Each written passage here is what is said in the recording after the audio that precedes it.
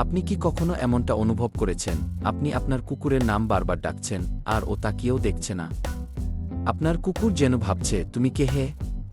কিন্তু কল্পনা করুন, যদি মাত্র কয়েক দিনের মধ্যে আপনার কুকুর তার নাম শুনেই আনন্দে আপনার দিকে ছুটে আসে। আজ আমি আপনাকে দেখাব কিভাবে একেবারে শুরু থেকে আপনার কুকুরকে তার নাম শুনে সাড়া দিতে শেখাতে পারবেন। চলুন শুরু করি।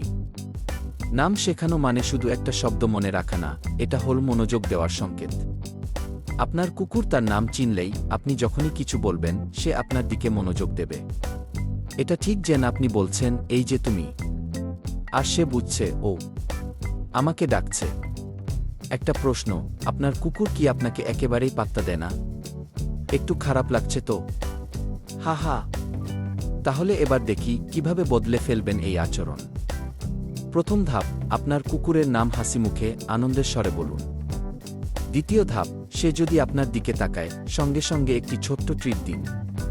এই ধাপটি দিনে 2 বার করে 5-1-0 বার করুন। আপনার স্বর হবে উচ্ছ্বসিত, যেন আপনি পার্টিতে ডাকছেন।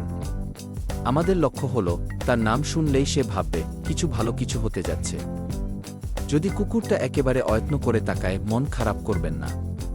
শাহরুখ খানকে তো রিহার্সাল করতে হয়েছিল। এবার ধীরে ধীরে কিছু ব্যাকগ্রাউন্ড আওয়াজ যোগ করে অনুশীলন চালিয়ে যান। এবার ভাবুন, যদি এখনও কাজ না করে, তাহলে সামনে জানাব এমন একটা কৌশল যা আপনি আগে শুনেননি। সবচেয়ে গুরুত্বপূর্ণ ধাপ, বাস্তব জীবনে অনুশীলন। যখন সে খেলছে, হেঁটে বেড়াচ্ছে বা আপনি রান্না করছেন, তার নাম ডাকুন। সে তাকালেই ট্রিট দিন।